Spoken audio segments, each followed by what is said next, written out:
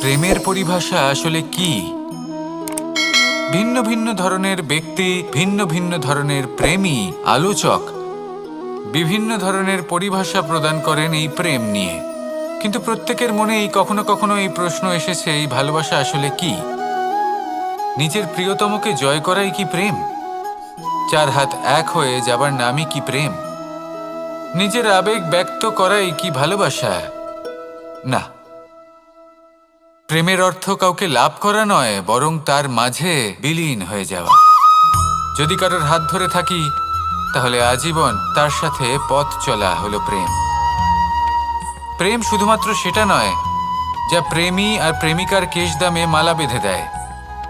মাতা পিতার জন্য দিনরাত পরিশ্রম করা, নিজের পরিবারের জন্য দিনরাত পরিশ্রম করা, সেটাও প্রেম। নিজের বন্ধুদের জন্য, আপনজনের জন্য সবকিছু উজাড় করে দেওয়ার নাম হলো ভালোবাসা। নিজের মাতৃভূমির জন্য সাহসের সাথে লড়াই করা এবং আনন্দে নিজের জীবন ত্যাগ করে দেওয়াও কিন্তু প্রেমের নামান্তর। সেই জন্য যারা বুদ্ধিমান ব্যক্তি, তারা কখনো প্রেমের পরিভাষা খুঁজতে চান না, কারণ তারা জানেন যে এই প্রেম কতটা বিশাল। তারা জানেন যে এই প্রেম হলো এক বিশাল সাগর, যাকে নিজের মুঠোয় ধরে রাখা যায় না। সেই জন্য এই প্রেমের সাগরে ডুবে যান এবং সকলকে ভালোবাসতে শিখুন। যদি সবাইকে ভালোবাসতে পারেন, তাহলে তাদেরও কল্যাণ হবে যারা আপনাকে ভালোবাসে, তাদেরও কল্যাণ হবে যাদেরকে আপনি ভালোবাসেন, আর আপনারও কল্যাণ হবে। আর তখন এই মন ভালোবেসে বলবে, রাধা রাধা। এই সংসারের সব থেকে গুরুত্বপূর্ণ তত্ত্ব কোনটা? প্রথম হলো সময়। জন্ম থেকে মৃত্যু পর্যন্ত এই যে সময়, এটাই তো হলো জীবন। দ্বিতীয় হলো জীবন, যাতে আমরা সময়ের সদ্ব্যবহার করি, শ্রেষ্ঠ থেকে শ্রেষ্ঠতর কাজ করার চেষ্টা করি, বহু বছরের এই পরম্পরা, এই সংস্কৃতিকে এগিয়ে নিয়ে যাওয়ার চেষ্টা করি, এই সংসারে আমরা অংশগ্রহণ করতে চেষ্টা করি। তৃতীয় হলো ধন, সেই ধন যা প্রত্যেক ব্যক্তি অর্জন করতে চেষ্টা করেন।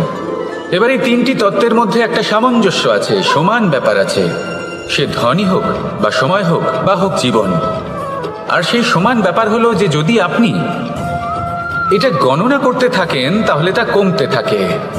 যদি আপনি এটা ব্যবহার করেন, তাহলে তা বাড়তে থাকে। একে সংগঠিত করে রাখতে চেষ্টা করলে এ হাত থেকে ফসকে যায়। কিন্তু যদি আপনি একে সামলে রাখতে শিখে যান, তাহলে এমন কাজ করবেন যাতে সংসারের সাথে সাথে পরবর্তী প্রজন্ম লাভবান হবে। যদি কিছু শিখতে চান, তাহলে সামলাতে শিখুন, গণনা করা বা সংগঠিত করা নয়। আসুন আর আমার সাথে ভালোবেসে বলুন, রাধা রাধা। প্রত্যেক প্রাণী ভালোভাবে জীবন যাপন করতে চান, এটা তাদের স্বভাবে আছে এবং ভাবাটা অনুচিত নয়। কিন্তু একটা ভালো জীবনের গুরুত্বপূর্ণ অংশ কোনটা? বসবাসের স্থান, সেই স্থান যেখানে আমরা জীবন অতিবাহিত করি। এবার মানুষ ভাবতে পারেন যে একটা ভালো বাসস্থানের অর্থ কি? সেই স্থান যেখানে সহজে জল পাওয়া যায়, যেখানে শুদ্ধ বায়ু পাওয়া যায়, যেখানে আনাজ উৎপন্ন হয়। এটা জীবনযাপনের জন্য পর্যাপ্ত বটে, কিন্তু ভালো জীবনযাপনের জন্য আরও একটা কথা আপনাকে বুঝতে হবে।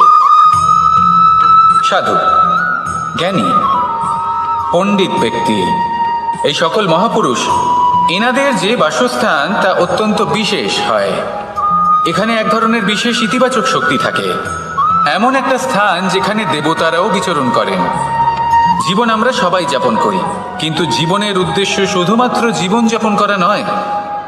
জীবনের উদ্দেশ্য হল মুক্তি লাভ করা।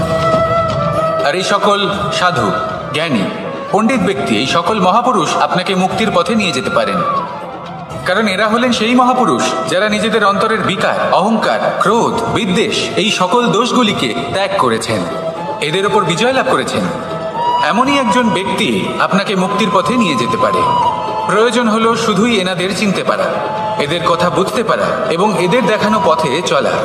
যদি আপনি এটা করতে পারেন, তাহলে এই মন প্রফুল্ল হয়ে বলবে, রাধা রাধা। সমস্ত মানুষের জীবন কিছুটা সমান হয়। মানুষ জন্মগ্রহণ করে, তারপর চলতে শেখে, জীবনে এগিয়ে চলে, বার্ধক্য লাভ করে, তারপর সমাপ্ত হয়ে যায়। কিন্তু সেই ব্যক্তিরা কারা যারা প্রকৃত অর্থে মনুষ্য জীবন যাপন করেন? এনারা হলেন সেই ব্যক্তি যারা পড়ে গেলেও আবার উঠে দাঁড়ানোর চেষ্টা করেন, নিজের ভেঙে পড়া অস্তিত্বকে আগলে নিয়ে আবার একটা আকার দেওয়ার চেষ্টা করেন, ভগ্ন আশাকে আবার একটা নতুন দিশা দেন। অসফল হওয়ার পরেও থামেন না, আবার এগোতে থাকেন। অসফল হওয়ার পরে যদি আপনি থেমে যান তাহলে সাফল্য আপনার সামনে অপেক্ষা করে, কিন্তু আপনি তা দেখতে পান না। তাই জীবনের সংঘর্ষে অংশগ্রহণ করতে শিখুন, জীবনের সংঘর্ষ থেকে পালাবেন না। আসুন আমার সাথে ভালোবেসে বলুন, রাধা রাধা। এই বৃহৎ বৃক্ষকে দেখুন, অত্যন্ত শক্তিশালী বৃক্ষ। এটা সবারই প্রিয়, তা সে ছোট হোক বা বড়, বৃদ্ধ হোক বা জোয়ান, সবাই ভালোবাসে এই বৃক্ষকে। আর সত্যি বলতে এই বৃক্ষ সবাইকে সেবা করে, সবাইকে ফল দান করে, সবাইকে ছায়া প্রদান করে। দূর থেকে দেখে মনে হয় এর কোনো পরিচর্যার প্রয়োজনই নেই, কিন্তু একজন কুশল মালী এইভাবে ভাবেন না। তিনি সময় অন্তরে খুব খুঁটিয়ে এই গাছ নিরীক্ষণ করেন, দেখতে থাকেন। যদি কোনো এমন শাখা থাকে যা রোগগ্রস্ত, তাহলে সেটা কেটে আলাদা করে দেন। যদি এমন কোনো শাখা থাকে যা মৃত, তাহলে সেটা আলাদা করে দেন।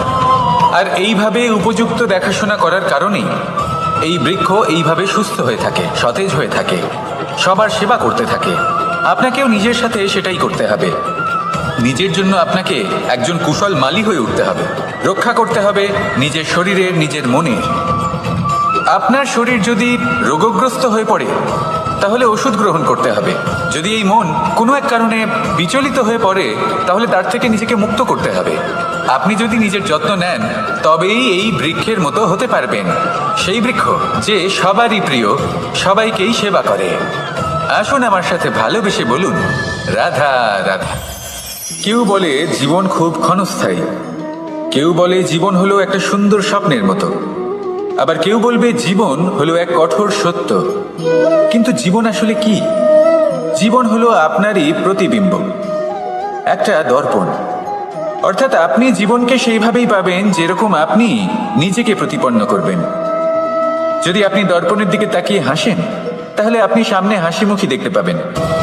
এবার যদি আপনি গম্ভীর হয়ে থাকেন, তাহলে আপনি একজন রুষ্ট ব্যক্তি দেখতে পাবেন। শেষে সবথেকে বেশি গুরুত্বপূর্ণ হলো আপনার চেষ্টা। আপনাকে সবসময় চেষ্টা করতে হবে যাতে আপনি নিজেকে প্রসন্ন এবং ইতিবাচক মনোভাবে রাখেন। এটা হলো আপনারই উত্তরদায়িত্ব, তাকে পালন করুন। এই মনকে প্রসন্ন রাখুন, এই সংসারকে সুন্দর বলে মনে হবে। আর এই মন প্রসন্ন হয়ে বলবে, রাধা রাধা। ঘৃণা, প্রেম, রেগে যাওয়া, মান ভাঙানো, ভুলে যাওয়া, এই সকল অনুভূতি মানুষের জীবনে অত্যন্ত গুরুত্বপূর্ণ।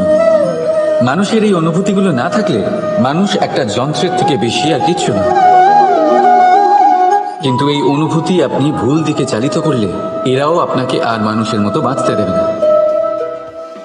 যদি ঘৃণার কথা বলেন, যদি আপনি কোনো ব্যক্তিকে ঘৃণা করেন, সেটা কেন? ব্যক্তিকে ঘৃণা করবেন কেন? ঘৃণা করুন তার স্বভাবগুলিকে, সেই স্বভাবগুলিকে যা সেই ব্যক্তিকে অপ্রিয় করে তুলছে। কারণ স্বভাব পাল্টানো যায়। সেইভাবেই রাগ করুন, কিন্তু তাদের কথায়, তাদের ওপরে নয়। কারণ কথা বদলে দেওয়া সম্ভব। ভুলতে হলে ভুলুন তাদের ত্রুটি, তাদের নয়। কারণ ভুল অবশ্যই শুধরে নেওয়া যায়। প্রেম করুন, তবে তাদের আত্মার সাথে, তাদের অনুভূতির সাথে, শরীরের সাথে নয়। কারণ শরীর হলো নশ্বর। বলুন, কিন্তু খারাপ ভাবে নয়, ভালোবেসে। রাধা রাধা। আমরা সকলে শক্তি অনুভব করতে চাই। এবার যদি আপনাকে জিজ্ঞেস করা হয় যে সব থেকে বেশি শক্তির অনুভব কোথা থেকে করা সম্ভব, তখন কেউ কেউ বলবেন পুষ্টিকর আহার গ্রহণ করলে, ব্যায়াম করলে, কেউ বলবেন ধন লাভ করলে, বন্ধুদের থেকে, পরিবারের থেকে, আদি ইত্যাদি। এইভাবে আপনি শক্তির অনুভব অবশ্যই করতে পারেন, কিন্তু সব থেকে বেশি শক্তির অনুভব যদি আপনি করতে চান, তাহলে তা পাবেন শুধু একতার দ্বারা, সংগঠনের দ্বারা। যদি আপনাকে উদাহরণ দিই, নিজের এই হাতটাকে দেখুন, 5টা আঙুল রয়েছে। কোনো একটা বস্তুকে নিজের একটা আঙুল দ্বারা তুলে ধরার চেষ্টা করে দেখুন, বড়ই কষ্ট হবে। তখন আপনি বুঝতে পারবেন যখন এই 5টি আঙুল একত্রিত হয়, তখন কোনো কাজ কতটা সহজ হতে পারে। এটাই হলো শক্তি, একতার। সব থেকে ভালো উদাহরণ যদি আপনাকে দিই, তাহলে বাঁশি। এই বাঁশি থেকে অত্যন্ত মধুর সুর নির্গত হয় যা সবার মন প্রসন্ন করে দেয়। এই কথা সত্যি, কিন্তু এই বাঁশি আমি একটা বা দুটো আঙুল দিয়ে বাজাতে পারবো না। আমাকে প্রত্যেকটা আঙুল ব্যবহার করতেই হবে, তবেই এর থেকে মধুর সুর নির্গত হবে যা সকলকে প্রসন্ন করবে, ঠিক কিনা? ঠিক এইভাবেই যদি আপনি চান যে আপনার জীবনরূপী বাঁশি থেকেও মধুর সুর নির্গত হোক বা সবার মনকে প্রসন্ন করে তুলুক, তাহলে আপনাকেও জীবনে একতা নিয়ে আসতেই হবে। আপনি একাও কর্ম করতে পারেন, পথ চলতেও পারেন, সামনেও এগোতে পারেন, সাফল্যও লাভ করতে পারেন। কিন্তু যখন সকলে একসাথে এগোবেন, সেই পথে চলবেন, সেই কর্মই করবেন, তখন লক্ষ্যে অবশ্যই পৌঁছবেন, সাফল্য অবশ্যই লাভ করবেন। কিন্তু সেই সাফল্য এবং তার আনন্দের সংমিশ্রণটাই একটু অন্যরকম হবে। তাই জীবনে ঐক্যবদ্ধ হন, একসাথে মিলে এগোতে থাকুন, আর আমার সাথে ভালোবেসে বলুন, রাধা রাধা। এই হলো বট গাছের একটা বীজ।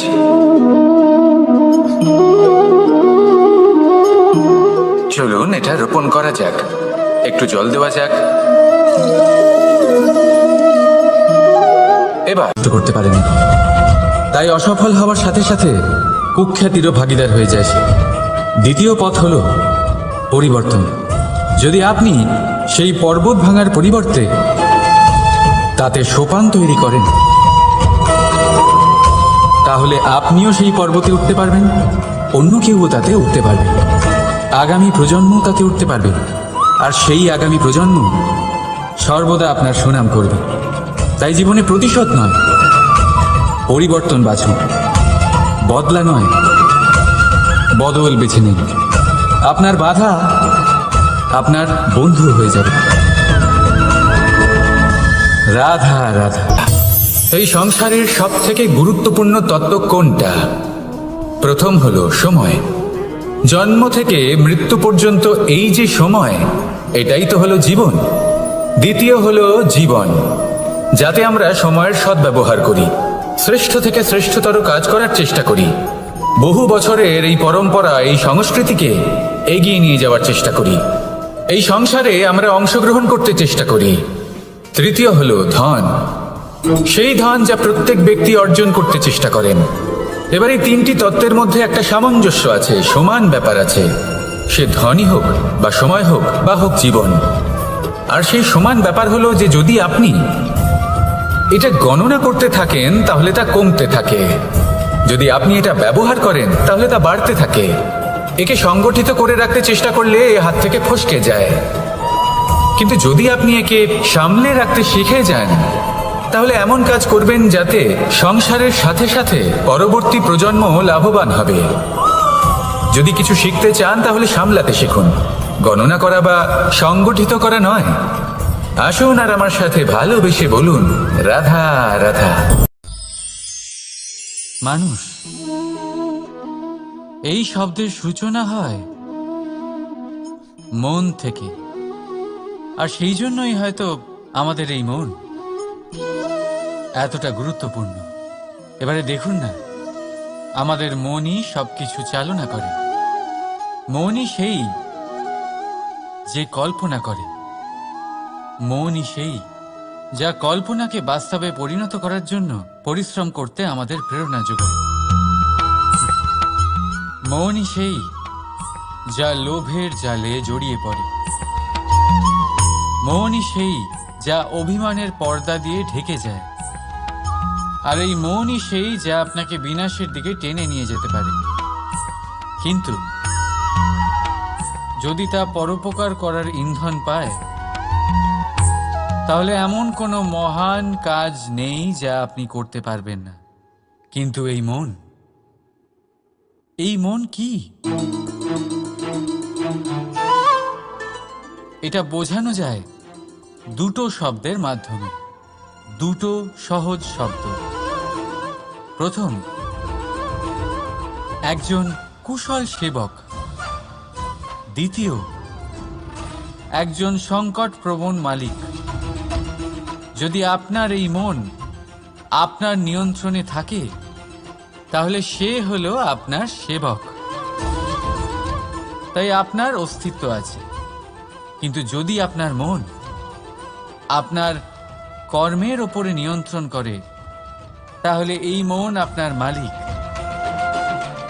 আর তখন আপনার বিনাশ নিশ্চিত।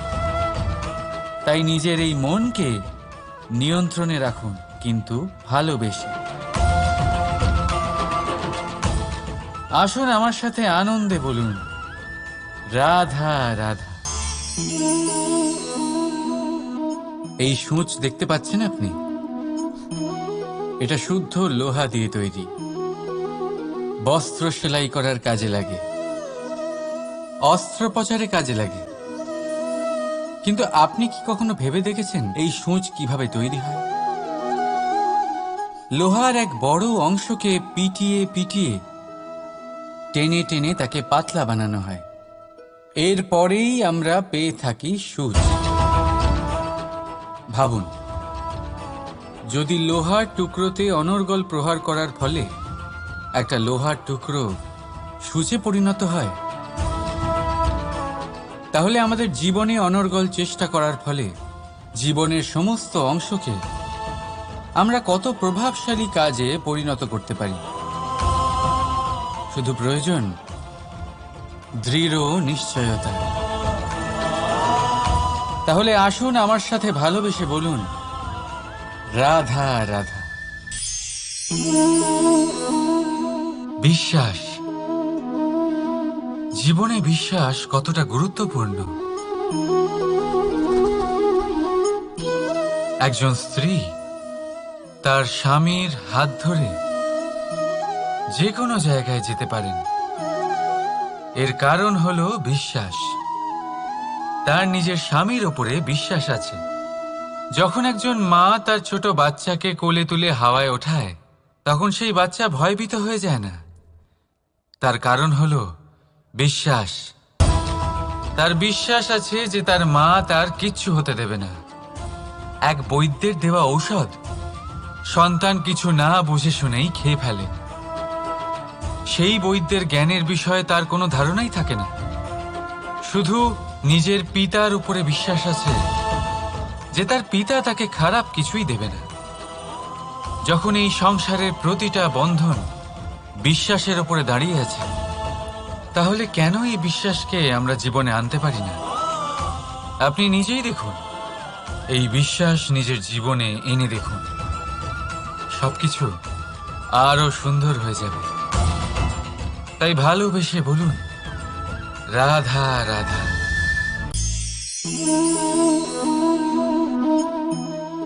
অহংকার, এই শব্দটা সবাই শুনেছেন।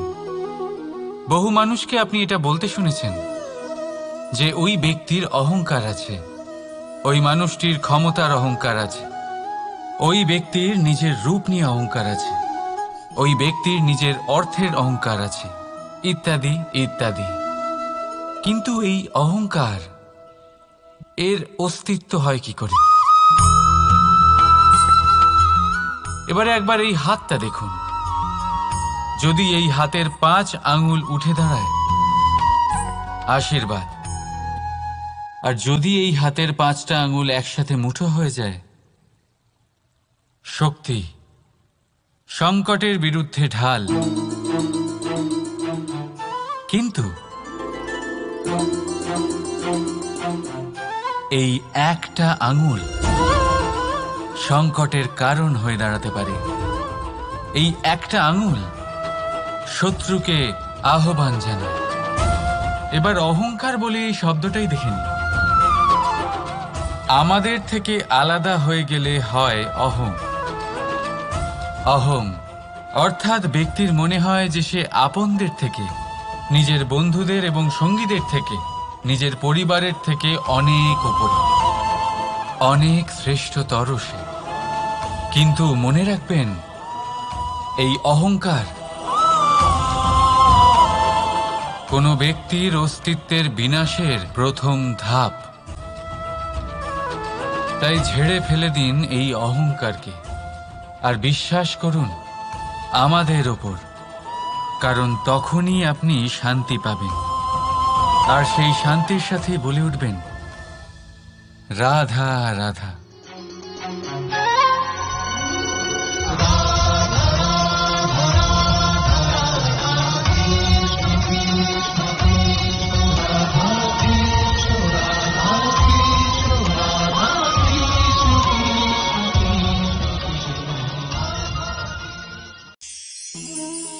জীবনে আপনি এরকম মানুষও দেখবেন যারা এটা বলে, ভাবে, নিজেকেও বলে যে উনি সেই এমন ব্যক্তি যার মতো আমি হতে চাই। ঠিক আছে, কারোর থেকে প্রেরণা নেওয়াটা কোনো ভুল নয়, কিন্তু কখনো কখনো এই প্রেরণা গুরুত্বহীন হয়ে যায় আর আমরা শুরু করে দিই সেই ব্যক্তিকে নকল করতে। এখানেই থেমে যায় আমাদের উন্নতি। এবারে দেখুন, সংসারে শত কোটি রঙের ফুল আছে, কিন্তু তারা কখনো একে অপরকে নকল করে না। নকল করে না তাদের রং, নকল করে না তাদের সুগন্ধ। তাহলে আমরা করি কেন? প্রতিটা ব্যক্তির মধ্যে কোনো না কোনো প্রতিভা অবশ্যই থাকে, যা ফুটিয়ে তোলার সঠিক সময়ও আমাদের কাছে থাকে। কিন্তু সেই মানুষ সেই প্রতিভা নির্মাণ করার পরিবর্তে সময় নষ্ট করে অন্য কারোর মতো হওয়ার জন্য, কাউকে নকল করার জন্য। এটা করবেন না। সময়কে ব্যবহার করুন নিজের অস্তিত্ব নির্মাণ করার জন্য, কারণ কারোর ছায়া হওয়ার থেকে ভালো আপনি কারোর জন্য প্রেরণা হয়ে উঠুন। রাধা রাধা। আমরা সকলে পাথুরে রাস্তা এড়িয়ে চলি, কারণ এই পথের পাথর আমাদের যাত্রা আরো কঠিন করে তোলে, আমাদের পা আহত করে দেয়। কিন্তু একটা গুরুত্বপূর্ণ কথা আমরা ভুলেই যাই, এই কঠিন পথই না শুধু আমাদেরকে নিজেদের দুর্বলতার সাথে পরিচয় করায়, বরং আমাদের শক্ত হওয়ার প্রেরণাও দিতে থাকে। সময়ের সাথে ঠিক এমনটাই হতে থাকে। সবাই ভালো সময়ের অপেক্ষা করতে থাকেন, ভালো সময়ের জন্য পরিশ্রম করেন, তার জন্যই চিন্তা করেন, কিন্তু ভুলে যান যে ভালো সময় বহুবার আমাদের বিবেক নষ্ট করে দেয়। সেখানেই খারাপ সময় আমাদের বুদ্ধিকে সঠিক পথে চালিত করে। রাধা রাধা। ঘোড়াকে যতই প্রশিক্ষণ প্রদান করুন, তার মুখে লাগাম তো পরাতেই হবে। একজন ভালো চালক সেই ঘোড়ার লাগাম মাঝে মাঝে টেনে ধরে, তাকে সঠিক পথে চালিত করতে, যাতে সেই ঘোড়া দিগ্ভ্রান্ত না হয়। এবার একটু ভাবুন, ঠিক এরকমই হয় আমাদের মন। যদি এটা বিবেকের লাগাম দিয়ে মাঝে মাঝে আমরা টেনে না ধরি, তাহলে আমাদের এই মন দিগ্ভ্রান্ত হতে পারে। আর যদি আপনি আপনার লক্ষ্যে পৌঁছতে চান, তখন মনের এই লাগাম মাঝে মাঝে আপনাকে অবশ্যই টেনে ধরতে হবে, কারণ বিবেকের এই পথ প্রদর্শনই আপনাকে ভালোভাবে আপনার লক্ষ্যে পৌঁছে দেবে। মনে রাখবেন, আর আমার সাথে ভালোবেসে বলবেন, রাধা রাধা। আপনি কখনো জাঁতা কল দেখেছেন? তাতে গম পেষা হয়। গমকে এমনভাবে পেষা হয় যাতে আমরা তা খেতে পারি, জীবিত থাকতে পারি। আর যদি আপনি মন দিয়ে দেখেন, তাহলে কলের নিচের অংশ কখনো ঘোরে না, শুধুমাত্র উপরের অংশই ঘোরে। আর তবেই তা গম পিষতে পারে, আর তবেই রুটি তৈরি হতে পারে। কিন্তু ভেবে দেখুন, যদি কলের দুটো অংশই ঘুরতে থাকে তাহলে কি হবে? তা গম পেশার বদলে একে অপরকে পিষে নিজেদের অস্তিত্ব শেষ করে দেবে। তাই জীবনে কোনো কাজ যখন মন আর মস্তিষ্ক মিশিয়ে করা হয়, তখনই তা সম্পন্ন হয়। কিন্তু যখন বিষয় হলো ভক্তির, তখন মস্তিষ্কের যুক্তির মৌন থাকা প্রয়োজন। আর যখন বিষয় হলো কর্ম আর ন্যায়ের, তখন মনের আবেগের মৌন থাকা প্রয়োজন। তাই মন আর মস্তিষ্কের এই সম্মিলনে সতর্ক থাকবেন। একসাথে অবশ্যই চলবে, কিন্তু একে অপরের বাধা যেন না হয়ে দাঁড়ায়। রাধা রাধা।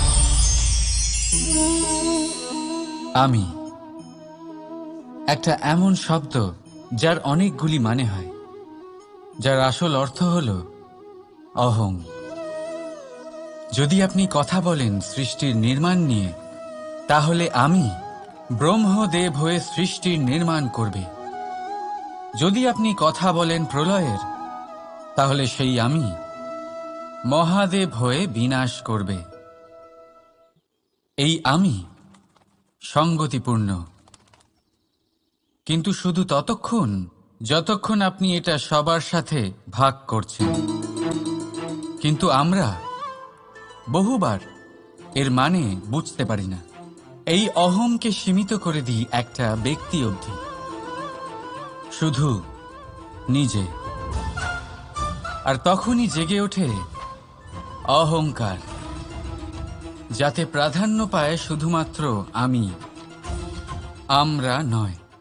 আর একজন ব্যক্তি একা না উৎপাদন করতে পারে আর না করতে পারে সৃজন। এবারে দেখুন, বৃষ্টির এক ফোঁটা, তারও অস্তিত্ব আছে, কিন্তু তা ধরিত্রীতে পড়লেই সমাপ্ত হয়ে যায়। কিন্তু যখন ফোঁটাগুলি একসাথে পড়ে, তখন শুরু হয় বর্ষা, আর তখনই তৈরি হয় ধারা। রাধা রাধা। বলুন, কি দেখতে পাচ্ছেন আপনি? আমার হাতের এই সাদা বস্ত্র, নাকি এতে লেগে থাকা এই কালো দাগ? এবারে সত্যি কথা বলতে কি, আপনার নজর সবার আগে এই কালো দাগের উপরে গেছে। ঠিক আছে, এমনই তো হয়। ভীষণ কম মানুষ থাকেন যারা ভাবেন কোনো ব্যক্তি ভীষণ পরিশ্রম করে এই বস্ত্র ধুয়েছেন, এটা শুকিয়েছেন। বেশিরভাগ মানুষের নজর যায় এই দাগের উপরে, ভাবেন যে এটা কি করে লাগলো। কিছুটা এরকমই হয় আমাদের ব্যক্তিত্বের সাথে। আমাদের শুভ কর্মের উপরে আমাদের একটা খারাপ কর্ম ভারী মনে হয়। এবারে ভাবুন, যদি আমি চন্দ্রের কথা বলি, তাহলে তার শীতল আলো দেখার পূর্বে তার কলঙ্ক লক্ষ্য করেন, সেই চাঁদে লেগে থাকা কালো দাগ দেখে নেন। সেই জন্যই বিশেষ করে যারা শুধুমাত্র শুভ চিন্তা করেন আর উপকারী কর্ম যারা করেন, তাদের আমি বলবো সাবধানে থাকবেন। কারণ আপনার একটা খারাপ কর্ম চিরকালের জন্য উদাহরণ হয়ে দাঁড়াবে। রাধা রাধা। পরীক্ষা এমন একটা শব্দ যেটা শুনে সংসারের বেশিরভাগ মানুষই ভয়ভীত হয়ে পড়েন। কারণটা কি? অসফলতার ভয়। পরীক্ষা এই শব্দের যদি আমি অন্য দিকটা দেখাই, তার তাৎপর্য এই নয় যে আপনার দুর্বলতা সবার সামনে তুলে ধরবে। এটা তো হলো সেই যুক্তি যা আপনার বল, সাহস, শক্তিগুলি সবার সম্মুখে তুলে ধরবে। আগে হ্যাঁ, এটাই হলো সেই যুক্তি। আপনি নিজেই কখনো দেখবেন পরীক্ষার সময় আপনার অন্তরের অনেক গুণ বাইরে বেরিয়ে আসে। এমন কোনো শক্তির উদ্ভব হয় যার বিষয়ে আপনি নিজেও জানতেন না, ঠিক কিনা?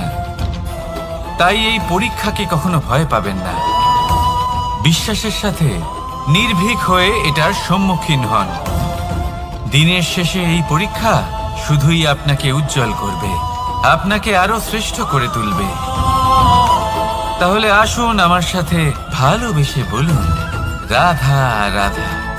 আমরা সব সময় চাই যে এই সংসার আমাদের জ্ঞানী বলবে, বুদ্ধিমান বলবে, বুঝদার বলবে, কিন্তু মূর্খ মূর্খ যেন কেউ না বলে। মূর্খ শব্দটা আমরা কেউ শুনতে চাই না, দূরে পালাতে থাকি।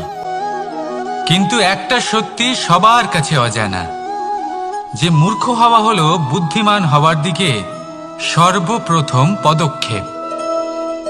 আপনি যত খুশি দিগ্গজ জ্ঞানী মানুষদের সাথে আলাপ করুন, যত ইচ্ছে কথা বলুন, যতই জ্ঞানের কথা আলোচনা করুন, অভিজ্ঞতা মূর্খ হবার পরেই পাওয়া যায়, তাই নয় কি?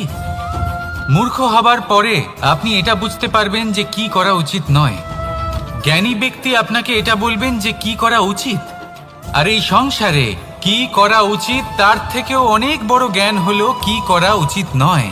সেই জন্য সব সময় মনে রাখবেন, আপনার করা কিছু ভুল, আপনাকে যদি কেউ মূর্খ বানিয়ে থাকে, ছল চাতুরি করে থাকে, তাহলে কোনো ব্যাপার নয়। এটা শেষ পর্যন্ত আপনাকে আরো বুদ্ধিমান করে তুলবে। এই মুহূর্তে ধন্যাত্মক থাকুন। এই সংসার আপনাকে অবশ্যই জ্ঞানী বলবে। রাধা রাধা। আপনি কি কখনো একজন মালিকে একটা বাগানের যত্ন নিতে দেখেছেন? যদি কখনো একটা গাছে উই ধরে যায়, মালি তখন শুধু সেই গাছের নয়, সমস্ত বাগানের চিকিৎসা করায়। আপনারা হয়তো বলবেন, এ কেমন মূর্খতা? যখন উই একটা গাছে লেগেছে, সমস্ত বাগানের চিকিৎসা কেন করাতে হবে? এ তো অযথা পরিশ্রম করা। কিন্তু মালি খুব ভালো করে জানে যে উই হয়তো একটা গাছে লেগেছে, কিন্তু তা সমস্ত বাগানকে নাশ করে দিতে পারে। এবার মালির এই শিক্ষা, এই জ্ঞান অন্য অনেক জায়গাতে প্রযোজ্য। এই সংসারে আমরা শুধুমাত্র নিজের পরিবারের কথাই চিন্তা করি, তাদের যত্ন নিই, চেষ্টা করি যেন তারা ভালো থাকেন, সুখে থাকেন।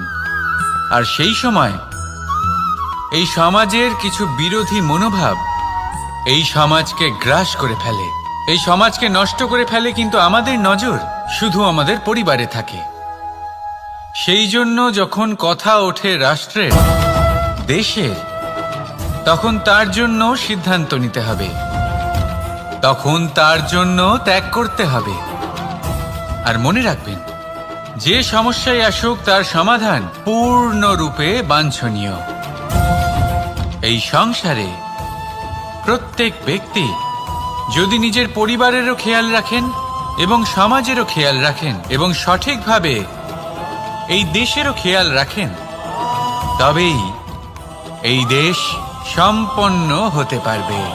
তাহলে আপনিও সেই প্রয়াস করুন আর আমার সাথে ভালোবেসে বলুন, রাধা রাধা। ভগবান আর ভুল, এই দুই একই অক্ষর দিয়ে শুরু হয়। শুধু তাই নয়, এদের দুজনের রাশিও সমান। এবারে আপনারা বলবেন যে ভগবান, ভুল, এদের মধ্যে কিভাবে মিল থাকতে পারে? অনেক বড় মিল আছে। না শুধু এ এক অক্ষর দিয়ে শুরু হয়, বরং এদের বিজয় মন্ত্রটাও এক। ভগবানকে মানুন, তাকে বিশ্বাস করুন, তাকে স্বীকার করুন। এটা করলে মনের দৃষ্টি থেকে ভগবানকে দেখা যায় আর উনি আপনাকে সমৃদ্ধ করে তোলেন। ভুলের সাথেও এটাই ঘটে। নিজের ভুল স্বয়ং মেনে নিলে, স্বীকার করে নিলে, সব কিছুই স্পষ্টভাবে দেখতে পাবেন। যেদিন থেকে আপনি নিজের ভুল মেনে নিতে শিখবেন, সেদিন থেকে সেই ভুল শোধরানোর প্রক্রিয়াও শুরু হয়ে যাবে। আপনি বুঝে যাবেন নিজের ভুল কিভাবে শোধরাতে হয়। তাই মনে রাখবেন, নিজেকে শ্রেষ্ঠ করে তোলার জন্য নিজের ভুল স্বীকার করা অত্যন্ত প্রয়োজনীয়। এই জীবনে শান্তি আনার জন্য ঈশ্বরকে মেনে নেওয়াও অত্যন্ত প্রয়োজনীয়। সবসময় নিজের গুণ এবং নিজের দোষ মনে রাখবেন। আজীবন সুখী থাকবেন। রাধা রাধা। কথায় বলা হয়, জীবনে ভালোবাসাই হলো সুখের মূল। এটা সত্য। এবার প্রশ্ন হলো এটাই যে এই ভালোবাসা কার সাথে করা উচিত? যদি আপনি কিছুক্ষণের জন্য সুখ পেতে চান, তাহলে ভালোবাসুন নিজের রুচি মতো। যদি আপনি কিছুদিনের জন্য সুখ পেতে চান, ভালোবাসুন নিজের বন্ধুদের। যদি আপনি কয়েক মাসের জন্য, কয়েক বছর বা অনেক বছরের জন্য সুখী হতে চান, তাহলে ভালোবাসুন নিজের পরিবারকে, মাতা পিতা, নিজের সন্তান, স্বামী স্ত্রী, নিজের আত্মীয়দের। কিন্তু যদি আপনি চিরকালের জন্য সুখী হতে চান, তাহলে ভালোবাসতে হবে শুধু নিজের কর্মগুলিকে। কারণ সম্পর্ক যেমনই হোক না কেন, কখনো না কখনো ভেঙে যাবেই। এই সংসার হলো এমনই যে যাদের সঙ্গ আমরা পাই, তাদের সঙ্গ একদিন ত্যাগ করতে হয়। শুধু কর্মই হলো এমন এক সঙ্গ যা কখনো আপনাকে ত্যাগ করবে না। আপনার মৃত্যুর পরেও এই কর্ম আপনাকে বাঁচিয়ে রাখবে। তাই সবসময় মনে রাখবেন, এই কর্ম ধর্ম মনে করে পালন করা উচিত। জীবনের শেষ মুহূর্ত পর্যন্ত কর্মকে ভালোবাসুন। জীবনের শেষ মুহূর্ত পর্যন্ত সুখে থাকবেন। আর আমি তো সবসময় বলি, শুধু কর্ম করতে থাকো, ফলের চিন্তা করো না। তাহলে আসুন আর আমার সাথে ভালোবেসে বলুন, রাধা রাধা। দ্বিধাবোধ। অনেক সময় আমরা জীবনে সেই বাঁকে এসে পৌঁছই যেখানে আমরা বুঝতেই পারি না যে এবার কোন দিক নির্বাচন করা উচিত। কখনো এদিকে যাওয়া উচিত মনে হয়, কখনো ওদিকে যাওয়া উচিত মনে হয়, কখনো দুদিকেই যাওয়া প্রয়োজনীয় বলে মনে হয়, কিন্তু তা তো সম্ভব নয়। কখনো কখনো এটা মনে হয় যে এখানেই থেমে যাওয়া ভালো, কোথাও না যাওয়াই শ্রেয়। এবার একেই তো দ্বিধাবোধ বলে। সংসারে এমন কোনো দ্বিধা নেই যার সমাধান সম্ভব নয়। এই দ্বিধাবোধ স্বাভাবিক। আর আপনার এই দ্বিধাকে আমি একটু সরল করে দিই। দ্বিধাগ্রস্ত হয়ে নির্বাচন করলে তখন এটা মাথায় নিয়ে করবেন যে আপনার এই নির্বাচনের ফলে এই সংসারের ওপর, এই সমাজের ওপর কি প্রভাব পড়তে পারে। নিজের লাভ ক্ষতির বিষয়ে ভাবা ছেড়ে দিন আর কর্ম করুন সংসারের মঙ্গলের জন্য, আগামী প্রজন্মের মঙ্গলের জন্য। ভাবুন আপনার এই নির্বাচনের জন্য কিভাবে তাদের জীবনের উদ্ধার সম্ভব। কারণ এই ভাবনাই হলো উচিত ভাবনা। কারণ অনেক সময় ওষুধ একটু কড়া মনে হতেই পারে, কিন্তু এই ওষুধই তো রোগ মুক্তি ঘটায়। সেইভাবে আপনাকেও এই দ্বিধার মুহূর্তে কঠিন নির্বাচন করতে হতে পারে। এই কঠিন নির্বাচন জীবনে কঠিন পরিস্থিতিও আনতে পারে, কিন্তু যদি এই নির্বাচন ধর্মসঙ্গত হয়, যদি এর দ্বারা সংসারের মঙ্গল হয়, তাহলে এই নির্বাচনই হলো সঠিক নির্বাচন। আসুন আমার সাথে ভালোবেসে বলুন, রাধা রাধা। মানুষ নানান ধরনের বাসনা পোষণ করেন। তাদের নানান ইচ্ছে থাকে, অভিলাষা থাকে, নানান কামনা করতে থাকেন, স্বপ্ন দেখেন, প্রার্থনা করেন যেন তা সফল হয়, নিজের সম্পন্নতা কামনা করেন, আর শেষে নিরাশ হয়ে যান কারণ এসব কিছুই পান না। আপনাকে একটা ছোট্ট উদাহরণ দিই। জঙ্গলের রাজা কাকে বলা হয়? সিংহকে। এবার যেহেতু সিংহ বনের রাজা, তাই হরিণ তো তার কাছে এসে এটা বলতে পারে না যে আপনি হলেন বনের রাজা, তাই আপনি আমাকে মেরে ফেলুন, আমাকে খেয়ে ফেলুন আর নিজের ক্ষুধা নিবারণ করুন। এমন তো হয় না। সিংহ যতই বনের রাজা হোক, তাকেও পরিশ্রম অবশ্যই করতে হয়, তবেই তার ক্ষুধা নিবারণ হয়। সেইভাবেই আপনার সমস্ত স্বপ্ন, আপনার সমস্ত ইচ্ছে, আপনার সমস্ত অভিলাষা, সমস্ত আকাঙ্ক্ষা পূরণ হবেই, অবশ্যই হবে, পরিশ্রমের দ্বারা। শুধু ভাবলেই হবে না। তাহলে আপনিও জীবনে পরিশ্রম করুন, নিজের সমস্ত স্বপ্ন পূরণ করুন, আর আমার সাথে ভালোবেসে বলুন, রাধা রাধা। আপনি কি কখনো কোনো উঁচু পর্বতের শিখরে পৌঁছতে পেরেছেন? যদি পৌঁছে থাকেন বা যদি আপনি কোনো উঁচু পর্বতের শিখরে যান, তাহলে ভালো করে দেখবেন, আপনি যত উঁচুতে অগ্রসর হতে থাকবেন, আস্তে আস্তে সমস্ত বনস্পতি বিলুপ্ত হতে থাকে। তারপরে সমস্ত গাছপালা, পশু পাখি সব বিলুপ্ত হতে থাকে। শেষ পর্যন্ত সেই শিখরে থেকে যায় শুধুমাত্র শান্তি, নীরবতা। আমাদের মানুষের সাথেও এটাই হয়। মানুষ যখন আত্মবিকাশের পথে অগ্রসর হতে থাকে এবং নিজের জীবনের শিখরে পৌঁছতে চায়, তখন তার একা থাকা অত্যন্ত প্রয়োজনীয় হয়। আর তাকে তখন ত্যাগ করতে হয় নিজের সুখ স্বাচ্ছন্দ্য, নিজের সম্পত্তি, নিজের সমৃদ্ধি, নিজের সৌন্দর্য। দেখুন, জীবনের শিখরে পৌঁছনো একেবারেই সহজ কাজ নয়। এ হলো অত্যন্ত দুর্গম এক পথ। কিন্তু যদি আপনি সেখানে পৌঁছতে চান, তাহলে আপনাকে ত্যাগের প্রবৃত্তি জাগিয়ে তুলতে হবে। ত্যাগ কি সেটা জানতে হবে, কারণ ত্যাগের ফলেই মনে শান্তি আসে, আর সেই শান্তির ফলে মনে উৎপন্ন হয় প্রেম। আর এই প্রেমই হলো জীবনের অন্তিম লক্ষ্য। তাহলে আসুন আমার সাথে ভালোবেসে বলুন, রাধা রাধা।